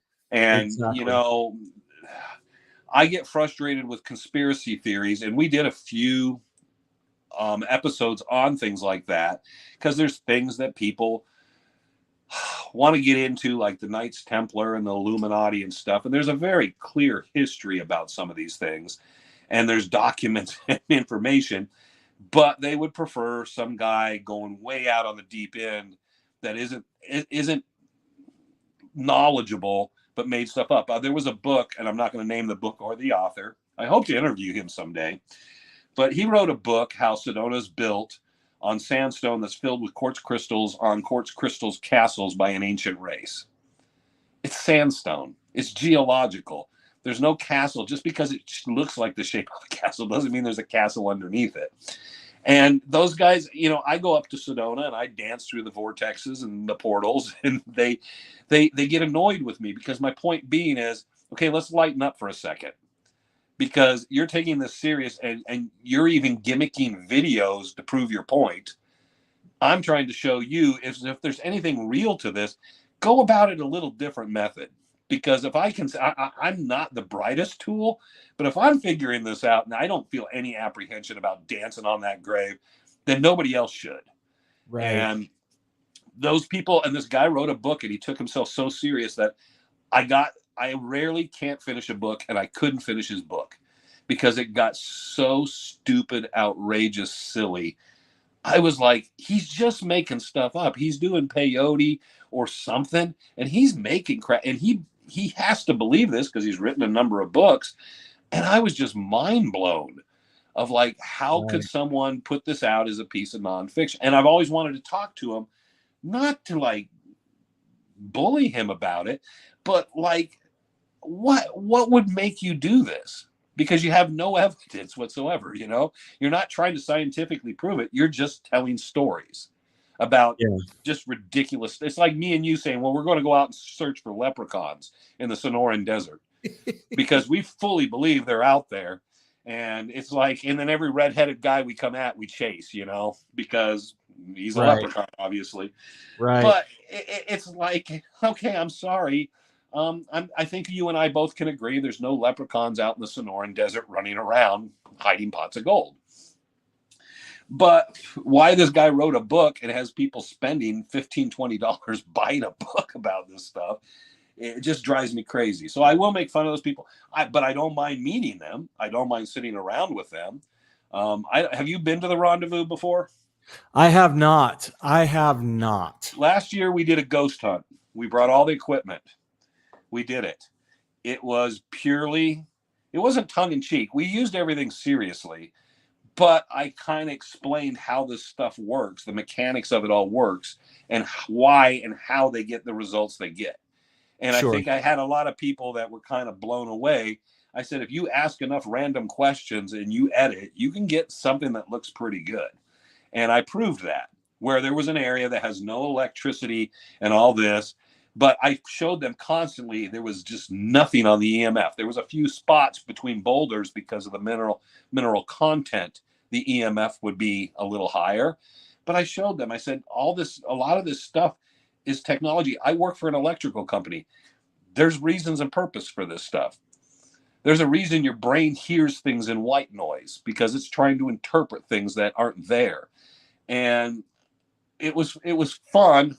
Jack Tucker, who does Gold Fever Radio, filmed some of it, but I think it was just too much for everybody that we just went around and then just talked about it and the science behind the stuff and how, you know, the big reveal to me was, I can't remember which paranormal show it was, but they were joking around and they didn't edit out the part where the guy said they had one of the spirit box versions or whatever. And the guy said, well, we should probably put our names in the vocabulary so it could say our names. That would be funny. And they left it in, and I realized you guys don't realize what you just did. You just explained to everybody out there there's a vocabulary built into your magic box. Well, you know, it's funny. I've got a friend of mine, and that's what he does. He does the ITC with like the spirit boxes, and he designed some apps. And one of the apps that he designed, he took bits and pieces of serial killers, like talking about what they did. Yeah. And he chopped it up into very small sections and he reversed it. And he was getting responses from that. And there was no way that he should have been getting responses due to how much he chopped up everything. And it wasn't like he didn't chop it up into like words. Or again, you know, the big thing I wanted to do was there was a paranormal group here in Arizona, a couple of them, and I told them, let's take cameras, we'll take all our equipment, bring my EMF stuff, and we'll go out and we'll film and we'll do audio. I got the same digital audio equipment you do. Sure. Let's go out and then we'll swap cards when we're done. There you go. And then you see what you find, and because it should be the same thing for both of us. Right. We should find stuff. We should be able to basically, so either you're going to be able to get me in a corner where I got to say there's something to this, or vice versa. I'm going to be able to say, see, well, they told me is one, they wouldn't do it. Everybody refused to do it with me. And I said, but it'll get views, because if you have a skeptic, it's going to bring more views. Two, they didn't want to do it because they said, I don't take it serious enough, so they won't appear for me. Now, if I'm a dead guy trying to reach out to people, I'd be wanting to reach out to me more than anybody else. The guy that's going, you don't exist, you asshole. That's the guy I want to get in touch, right? Right. And I'm like, come on. It's like anger.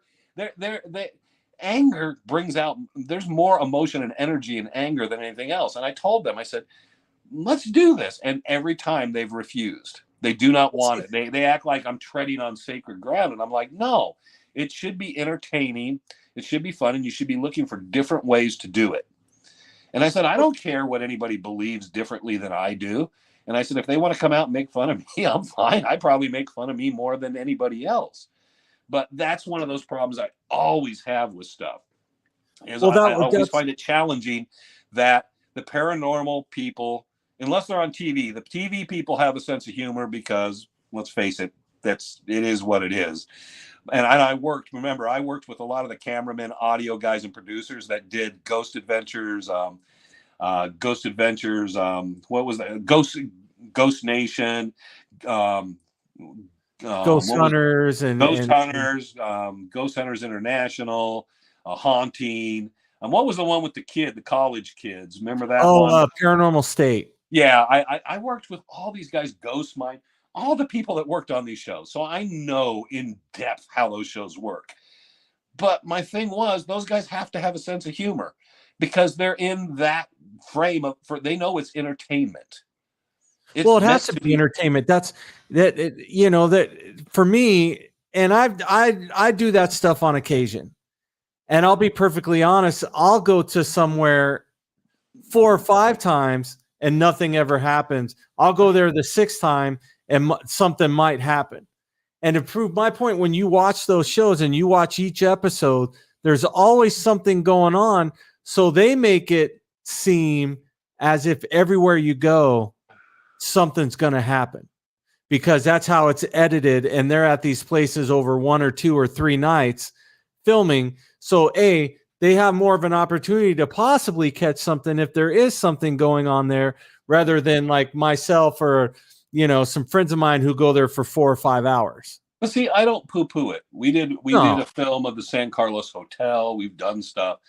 I do it for the same entertainment aspect, but I have an irreverent sense of humor. And somebody came up and said, well, it's insulting. I don't want to watch your videos because you insult the spirits.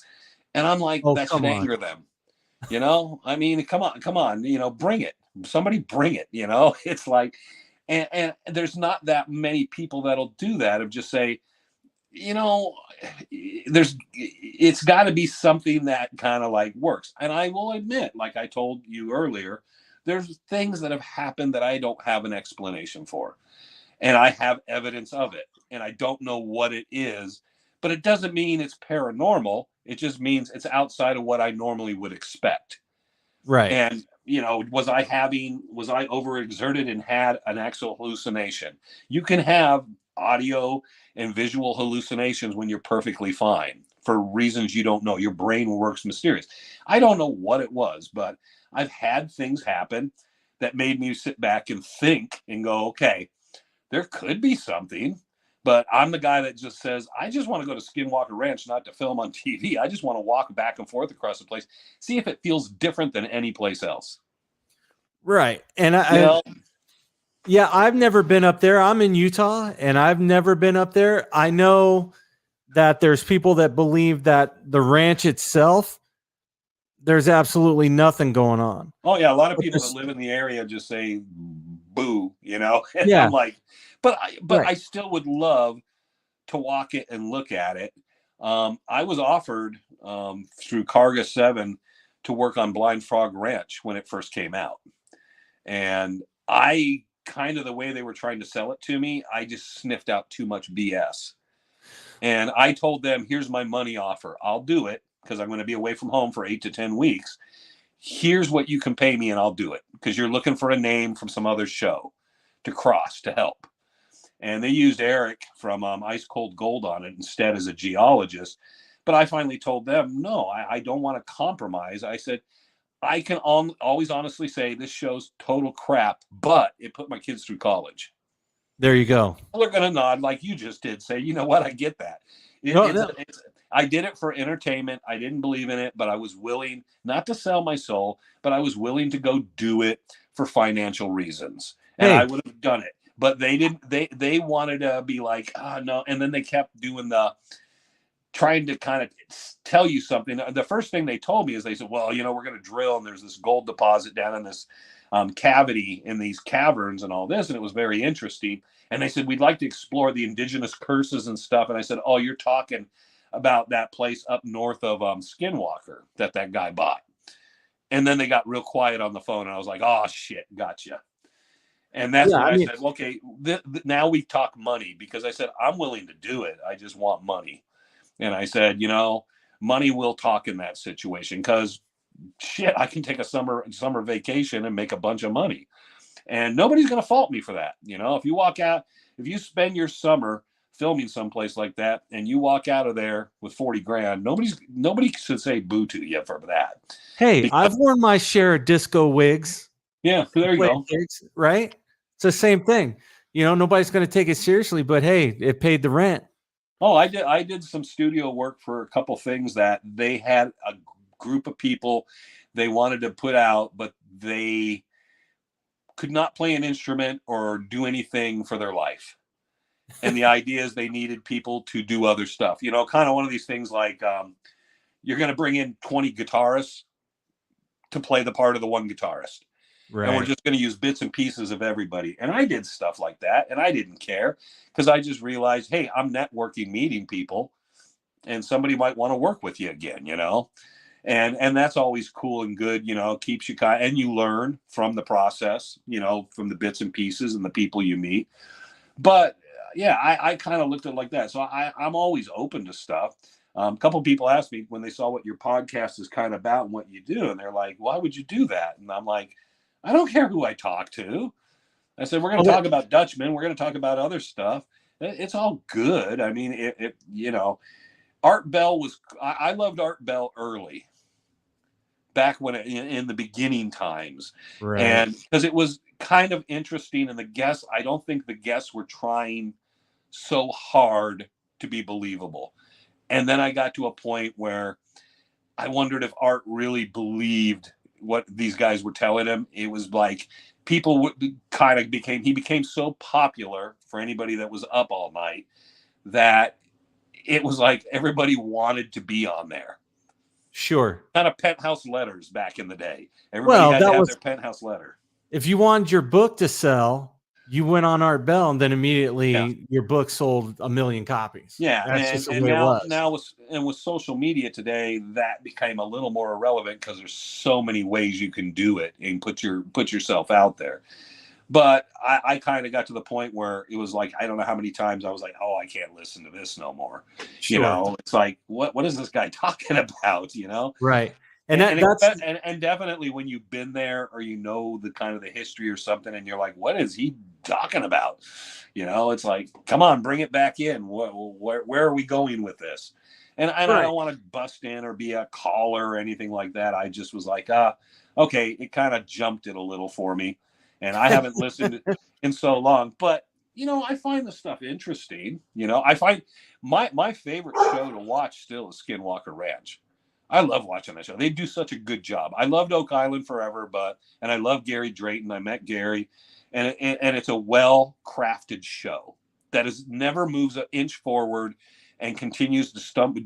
They trip on the same piece of carpet week after week. But Skinwalker Ranch to me is pretty cool. I get over the cast, but it's always each episode is so uniquely different. Their attempt to do something, it keeps me engaged and keeps me thinking of like, well, I would do something like that. I would fire rockets at it. I would do that. That's pretty cool. So they got a good thing going there. So I'll watch those shows. I still watch Ghost Adventures because it's just the pure comedy of it. Having met those guys and some of the stuff they've done, it's just the pure comedy of it. And I get it. I mean, there is, they don't get that much ratings. I was surprised because once you get in television, you look at ratings. And when you're looking at ratings and you see, oh, we're doing 2 million people on History Channel on Sunday nights. Oh, that I liked Ghost Adventures. And then I realized they're getting 400,000 people. And I realized, wow, they give you the illusion it's so much more popular than it is. But it was cool to me because that's some confidence in Zach, you know. He's got confidence oozing out everywhere, you know. Yeah, And, and I and think he he's owns got the and he owns 1 million black shirts and pairs of pants. well, and I think he's kind of cornered the market almost. And those shows in general, those paranormal shows, I think they've all tripped over each other they've all pretty much reinvented the same wheel over and over and over again. So what's going on now is I think that the popularity of those shows is starting to wane because it's just been sensory overload for so long. And people are like, well, you know, they go all over these places, but they haven't proven anything. Yeah, And again, there's the entertainment aspect of it. Yeah, we did a ghost, not a ghost hunt, but we were looking for paranormal activity at a certain spot. So we set up a bunch of night vision cameras and we ran audio the whole night. And then I promised people, oh, we'll release it. And then I told people it was the most boring 8 hours of my life. And it was multiple cameras and multiple audio. And I said, I'm not going to make anybody suffer through nothing because people are going to see bugs and things. And I said, that was the most, I give credit. If those guys actually sit and review all that footage, I give them credit because doing it one time like that was over. How the hell they catch anything? Because you're just nodding out after a while. It's just nothing after nothing after nothing after nothing after nothing. Oh, what was it? Oh, no, nothing. It's just a lot of that. And then you got to go to the next camera and you just keep going through it. And you're like, holy crap, how do those guys sit here? They must be doing a lot of speed, to be honest, because it is hard. It is watching paint dry. Well, sure. Not seeing anything change. So I give them credit for a lot of what they do. I don't know how much of it they really do authentically, but you know. Well, again, it's part entertainment. I mean, you know what you brought up, Blind Frog Ranch. I mean, that's pure entertainment. Well, right. That's pure entertainment. And to me, like I said earlier, I don't think that there's much going on the Skinwalker Ranch proper, but I definitely think there's stuff going on around it.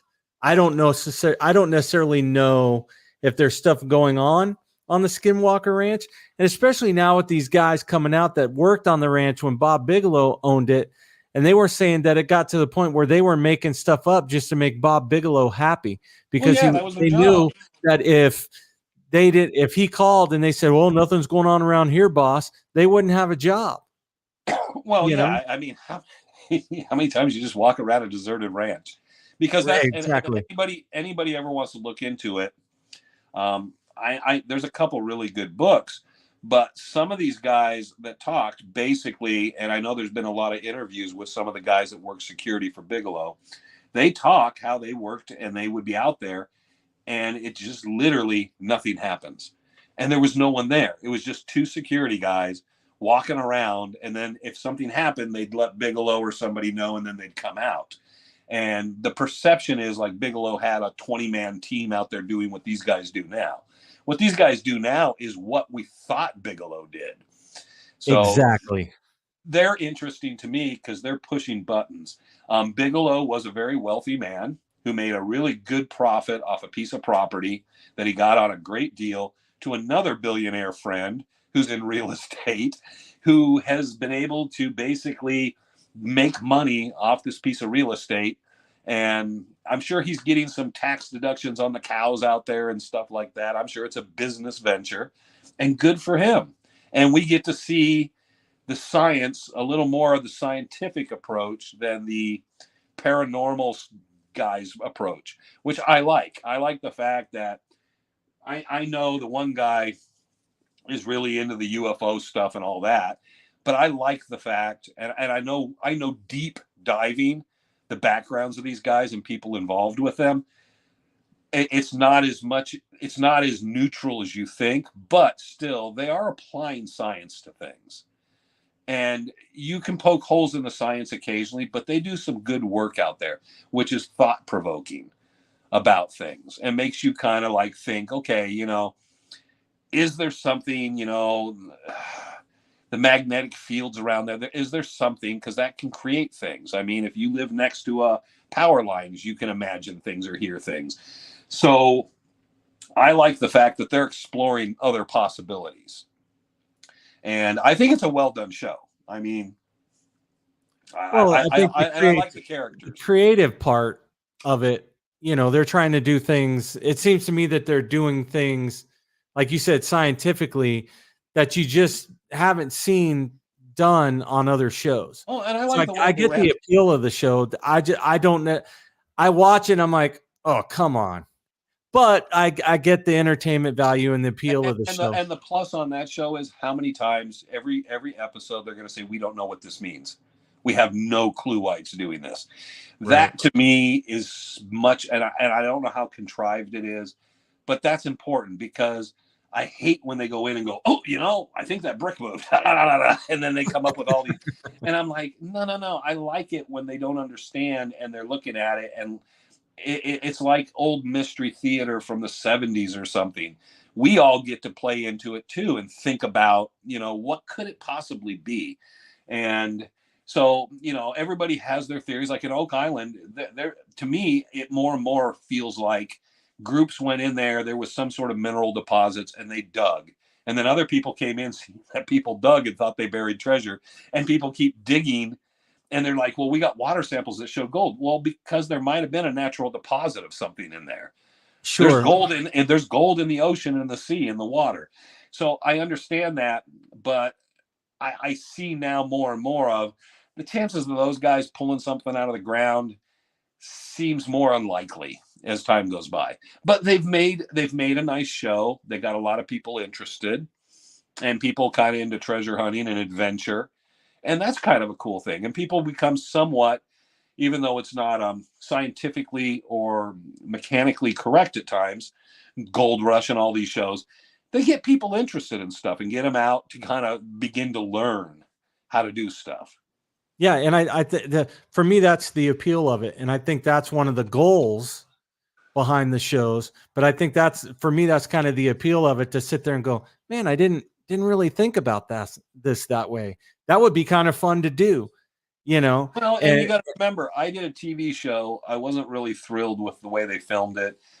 I wasn't thrilled with the way it was edited and presented. The cinematography is awesome. The cameraman, I just worked recently for the guys that did the cinematography on Legends. I worked with them again this spring on something. And those guys are just like great. And I don't know if they're listening, but Glenn Evans and Patrick Dupree and all the guys I worked with were awesome. But I never would have thought a guy that the only thing on my Facebook page was, hey, Blackhawks won the Stanley Cup. That was it. I was a social media nobody, know-how, 20 friends. And then it blooms. And then now that I got a YouTube channel and all this other stuff I do in social media and television, and I've done films and stuff, you know, you dream of being the rock star. And then one day my son pointed out, you do realize people have streamed your song well over 1 million times. He said, You did it. You just didn't expect to do it that direction. Right. You're making original music that people love and they hear and they want to know, you know. But he said, you finally did that. You just had to go a completely different direction to end up going there. And that made me suddenly go like, wow, that 16-year-old kid that always thought he would have millions of people hear his music, that happened finally for me.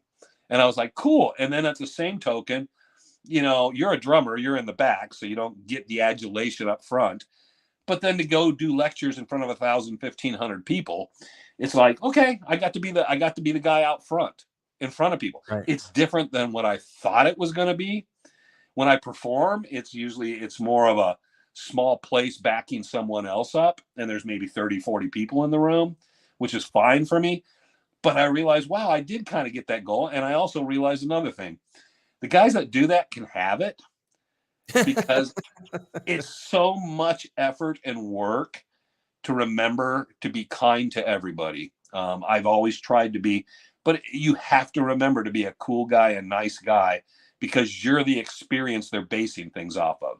Right. People will think I'm a big deal, and I didn't get it. and I didn't do autographs. And then I finally broke down and realized you have to do things, because there are people that think you're one of the biggest things they've ever met. They're not going to meet Brad Pitt or George Clooney. They're not going to meet, Chris Evans, but they got to meet me, and they treat it the same. Sure. And I thought, I want that experience to be good for them, because I don't know about you, but plenty of people in music and in film and television are assholes. Oh yeah. And I understand why they are to some degree, but I also decided I don't want to give people that experience, because, I want people to look to it and say, hey, you know what? He was a down-to-earth, nice guy. So, which is the reason we do the YouTube in the end, is because Rick and Marty Lagina are not going to do that. Right. A lot of people will not do what I'm doing. And I was told by A&E and History Channel not to do that stuff, have separate accounts and all this stuff. And I said, no, I just want to do it because it sounds like fun. I want to have some fun and reach out to people. And then people are mind blown when they meet me and stuff and go, it's the same guy.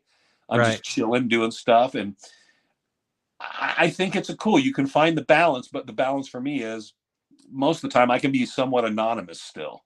Sure. You get it's easier for you because you're back there where people don't see you as much. Right. But once your face is on that big screen television, man, you're at the urinal. I've had those moments where people want to shake my hand as I'm urinating, and I'm like, dude, let's wash hands and meet out front first, because this is getting a little weird. Weird. But so you want to be kind to everybody. Sure, and you want to treat people on the way up as you want to be treated on the way down. That's how I don't think works. That. You know what? I know I always heard that, and people always told me that. But I always thought, why not just be kind regardless? Sure. Just be a nice guy. Understand that this sets the tone, and people could meet 20 other people and think they were all dickheads. And yet I was a cool dude. That raises my bar, No, fair enough. For humanity. Fair enough. And so I always do that is, people may not always get my sense of humor, but to me, it was important. And, posing with pictures with their kids. And it's just the first moment I realized it is there was a convention while the show was running, and it was in Mesa at the Mesa Convention Center. And I went down, and Frank and Woody, who were on the show with me, were down there, and they said, you got to come down. You got to come down. Everybody's looking for you. And I'm like, why? So I go down. They said, we'll bring you in the back. And I'm thinking, that's cool. I don't have to pay. Because that's all I'm thinking about is, wow, I get in for free. Shit. They bring me in the back, and the reason is the moment I came in and the first person saw me, everybody started yelling, Wayne. I look up, there's a big screen up in the rafters of our show, and like 400 or 500 people moved towards me like Beatlemania. And Frank and Woody are laughing, and I was like, holy crap, this is weird. It's like the Beatles just got off the plane in Japan. Why do these people give a shit that I'm here? It was so weird to me. And I had to kind of get used to that. And I realized that's why people become assholes, is because you get in that position and you're just eating dinner, or you want to just eat your tacos on the bench. Right. And people intrude on it too many times. Sure. And I got it because it was overwhelming. It was so overwhelming to me. I'm great with a one-on-one with you. I'm great in a small group. You put me in front of a large crowd that's just listening to me, I'm good. But you put me in that big place where there's too much going on. It's just too much for me. It's overload. And, people were shoving stuff at me, and I was just like looking around, almost panicked. It was like, what the hell, But I learned quickly and then people afterwards said, wow, you just walked around like a normal person. And I'm thinking, well, I have a job and shit. I am a normal person, What do you think I am? But and that's the thing, man. People see on TV and they or, hear you on the radio or whatever, and they're like, there's no way that guy, this guy, and you're just sitting here like, man, I put my pants on one leg at a time, just like you. Well, here, I'll share. One of the best stories was our show premiered on television, and I was back at work, and I work for Arizona Public Service, and I was out in the field, and I had to go to a residence, and I knocked on the door, and the woman opened the door, and I figure she's having the reaction of we're there to shut off power. And she's like, holy crap. And she's just cursing at me and just going weird. And I'm thinking, ma'am, and I'm like, we can, because I'm thinking, man, I got an angry customer. And she starts yelling for her husband. And I'm like, oh God, this is going to first customer in the morning. This sucks. And then the woman comes up and I'm trying to say something. She goes, I just want to know why the guy on my television last night's at my front door. Oh, jeez. And I was dumbfounded. Like, I'm sitting there in my APS stuff with the truck. And said, well, how the hell did you pick me out that fast? And it turned into a very nice situation. But the woman liked the show so much, the next morning she realized that guy was at her front door in a baseball cap. Well, there you And go. I was like, whoa, you know, I'm sure she was mind blown because she was like, right. She's like, I love the show. We watched it twice last night. And I'm like, thank you so much. But I'm like, how the hell do you pick me out, you know? So, we're going to wrap this up here in a second. We've got about 60 seconds on this. So I just wanted to give you the opportunity to tell everybody real quick. We'll definitely get together and do this again, but I wanted you to tell everybody in about 45 seconds what you've got going on now and where they can find you. Okay, you can find us at legendofthesuperstitionmountains.com or Legend of the Superstition Mountains on YouTube. Okay. The website has a lot of other information, but links to everything else. We do a program, Chasing Legends, every Monday, which is a recorded program. We do a live every Friday at 4 p.m. Arizona time, which is the same as Pacific time right now. Arizona does not change time zones. You can catch me on History Channel this summer. Watch History's Greatest Mysteries with Lawrence Fishburne. I did an episode with that. I'm going to take that off the screen, whatever that was. But we have, and there's a film, Sunsets, which is going to be, I was more involved as an executive producer in that, which is going to be a film that'll be available out. It's a documentary about Dutch hunters and their careers and lives.